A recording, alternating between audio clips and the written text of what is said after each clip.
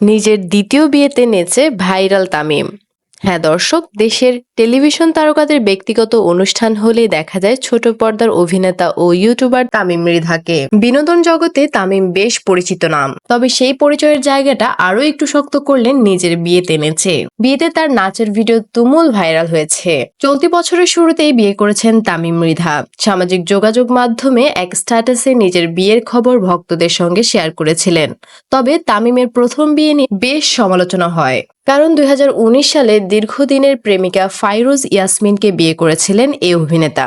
কিন্তু তার সঙ্গে বিচ্ছেদের কোনো খবর শোনা যায়নি। বিচ্ছেদের খবর গোপন রেখেই নতুন বিয়ের খবর জানালেন এই অভিনেতা। তামিম জানান, তার স্ত্রীর নাম রাইসা ইসলাম। পারিবারিক আয়োজনে বিয়ের আয়োজন সম্পন্ন হয়েছে। সবার কাছে নিজেদের জন্য দোয়া চেয়েছেন এই নবদম্পতি। চলতি বছরের শুরুতে তামিমের বিয়ে হলেও সম্প্রতি হয়েছে বিবাহোত্তর সংবর্ধনা অনুষ্ঠান। এই আয়োজনে তামিম নিজেই একটি গান করেন। সেই গানের কথাই ছিল, আজকে আমি পাইছি একখান মনের মতো বউ। গানটির ভিডিও ব্যাপকভাবে ভাইরাল হয়েছে। নেটিজেনদের আপত্তি থাকলেও হাত ছাইড়া দাও দেওরা গানের সুরে গাওয়া এই গান অতিথিরা বেশ উপভোগ করেছেন। তামিম দ্বিতীয় বিয়ের সময় বলেছিল, আমি অতীতে যেই সম্পর্কে ছিলাম সেটা অনেক আগেই ভেঙে গেছে। আমি কখনোই চাইনি আমার ব্যক্তিগত জীবনের কোনো ঘটনা নিয়ে জনসম্মুখে কোনো আলোচনা হোক, কারণ এগুলো খুবই স্পর্শকাতর বিষয়। তামিম মৃধা ক্যারিয়ারের শুরুর দিকে গান করতেন।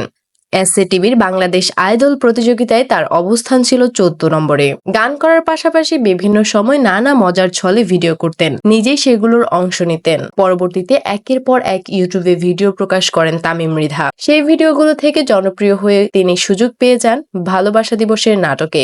এরপর থেকে নিয়মিত নাটক করেন তামিম মৃধা। দর্শক, ভিডিওটি কেমন লাগলো জানিয়ে দিন কমেন্ট বক্সে। ভিডিওটি ভালো লাগলে লাইক করুন, চ্যানেলটি সাবস্ক্রাইব করুন।